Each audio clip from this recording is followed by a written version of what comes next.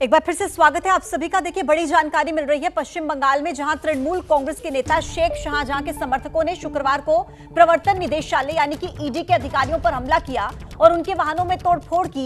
इस मामले में पश्चिम बंगाल में कुल 3 एफआईआर दर्ज की गई हैं। बंगाल में ईडी की टीम पर हमले का मामला, बंगाल में 3 एफआईआर दर्ज हो चुकी हैं।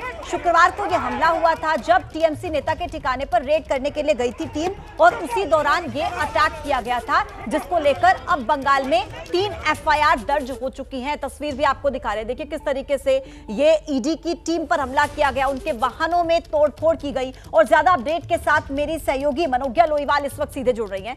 मनोज्ञा, बीते कल ये मामला सामने आता है जब हम तस्वीरें देखते हैं कि ईडी कार्रवाई के लिए जाती है और अटैक किया जाता है। राजनीति हम खूब इस पूरे मामले में देख रहे हैं, लेकिन कानूनी रूप से अब क्या इस मामले को लेकर चल रहा है, क्योंकि बताया जा रहा है 3 एफआईआर दर्ज हो चुकी है।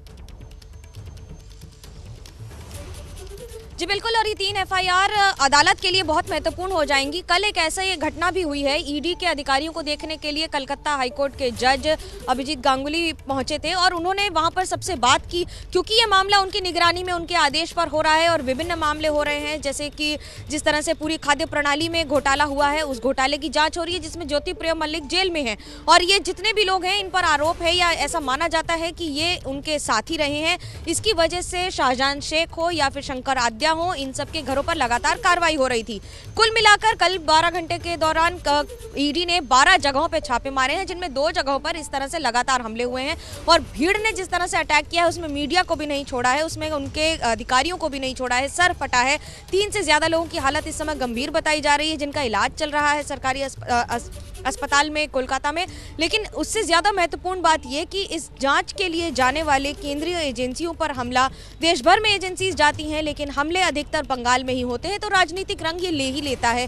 तृणमूल कांग्रेस का लगातार आरोप रहा है कि ये बीजेपी के द्वारा करवाया जाता है। हालांकि बीजेपी से ये कह के खारिज कर देती है कि ईडी अपना काम कर रही है, इसमें पार्टी का क्या लेना देना है। जी महत्वपूर्ण ये हो जाता है कि अब 2024 का चुनाव है, बंगाल में कांटे की टक्कर होगी कि नहीं ये तो फैसला जनता तय करेगी, लेकिन फिलहाल राजनीति गर्मा रही है। बिल्कुल मनोज्ञा, धन्यवाद आपका जानकारी देने के लिए। तो देखिए, अब इस पूरे मामले को लेकर एक तरफ राजनीति हो रही है तो दूसरी तरफ कानूनी रूप से प्रक्रियाएं चल रही हैं। 3 एफआईआर अब तक दर्ज हो चुकी हैं। एक छोटे से ब्रेक के लिए हम यहाँ पर रुकेंगे, आगे दिखाएंगे बघेल को लेकर क्या है नया।